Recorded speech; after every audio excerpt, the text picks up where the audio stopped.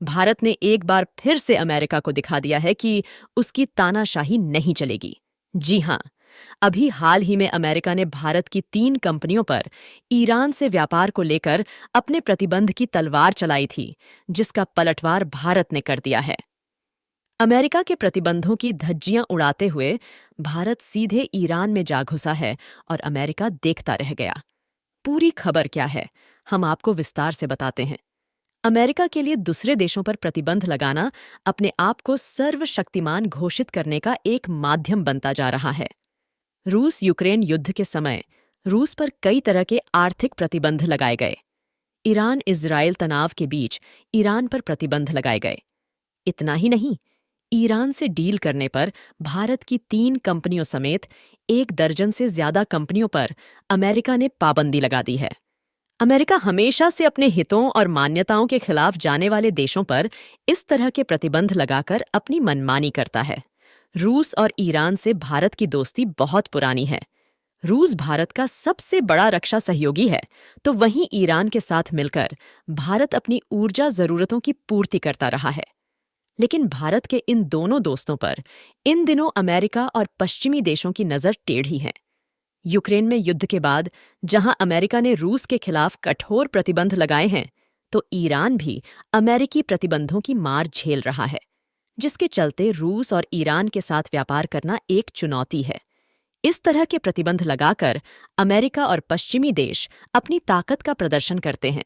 लेकिन अब रूस और ईरान ने भारत की मदद से इन प्रतिबंधों की काट ढूंढ ली है।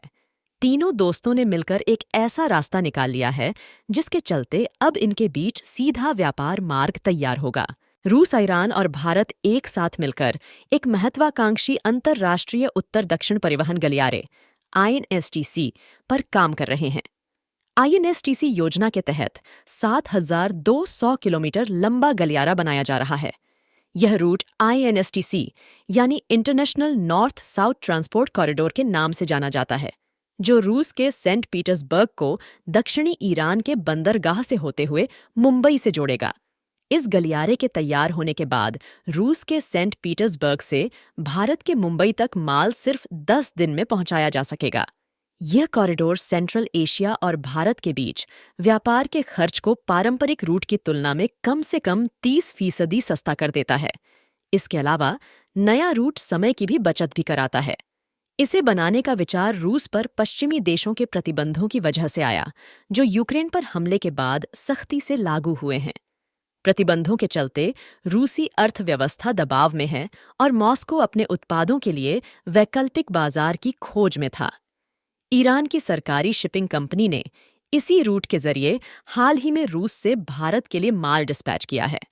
इसके बनने से भूमध्य सागर और स्वेज नहर के माध्यम से रूस तक मौजूदा रास्ते की लंबाई भी आधी हो जाएगी। कॉरिडोर रूस को ईरान से 3 मार्गों से जोड़ेगा। इसका मुख्य मार्ग पश्चिमी कैस्पियन मार्ग, जो रेल और सड़क के रास्ते से अजरबैजान से होकर गुजरता है। केंद्रीय मार्ग जहाज के जरिए कैस्पियन सागर से होकर गुजरता है और पूर्व मार्ग कैस्पियन सागर के पूर्वी तट से होकर जाता है। यह कॉरिडोर भारत को ईरान और सेंट्रल एशिया से जोड़ता है। इस परियोजना में भारत के अलावा ईरान, रूस, अजरबैजान, आर्मेनिया, कजाखस्तान, बेलारूस, तुर्की, ताजिकिस्तान, किर्गिज़स्तान, ओमान, यूक्रेन और सीरिया जैसे देश शामिल हैं। इसकी संकल्पना भारत, रूस और ईरान ने मिलकर सितंबर 2000 में तैयार की थी। लेकिन तब इस पर ज्यादा ध्यान नहीं दिया गया, क्योंकि उस समय इस तरह के प्रतिबंध नहीं थे किसी भी देश पर।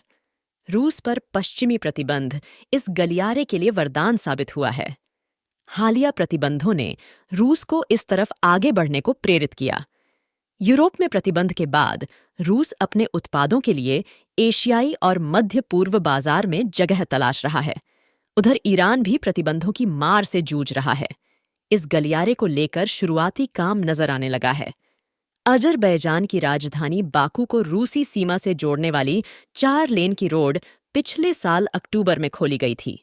अजरबैजान इसके लिए ईरान की सीमा पर बहने वाली अरस नदी को पार करते हुए एक रेल और सड़क नेटवर्क के निर्माण की योजना बना रहा है। इस गलियारे का महत्व भारत के लिए भी है। हाल के दिनों में लाल सागर में हूती विद्रोहियों के हमले ने स्वेज नहर के रास्ते होने वाले मार्ग की असुरक्षा को सामने ला दिया है। हूती हमले के बाद मालवाहक जहाजों को सुरक्षा देने के लिए ब्रिटेन और अमेरिका को अपने नौसैनिक जहाज इस क्षेत्र में भेजने पड़े। रूसी उप प्रधानमंत्री एलेक्सी ओवरचुक ने इसी साल रूसी मीडिया से कहा था कि लाल सागर में जो हो रहा है उसे देखते हुए उत्तर दक्षिण गलियारा महत्वपूर्ण साबित होगा। भारतीय विदेश मंत्री एस जयशंकर ने इसके महत्व पर कहा कि वैश्विक अर्थव्यवस्था के हित में है कि यह गलियारा आगे बढ़े। इस मार्ग के खुल जाने से भारत के लिए व्यापार को वैश्विक स्तर पर ले जाना कई गुना तक आसान हो जाएगा, जिससे भारत का निर्यात क्षेत्र बहुत तेज गति से ऊपर जाएगा, क्योंकि इस मार्ग से कई देशों के साथ सीधा लेन देन शुरू हो जाएगा। इसका सीधा असर भारत की अर्थव्यवस्था पर होगा। अब अमेरिका लाख कोशिश कर ले अपनी तानाशाही दिखाने की, भारत ना तो डरेगा और न ही रुकेगा। आपकी इस बारे में क्या राय है? आप कमेंट करके हमें बताइए। ऐसे और वीडियोस देखने के लिए हमारे चैनल को सब्सक्राइब कीजिए। धन्यवाद।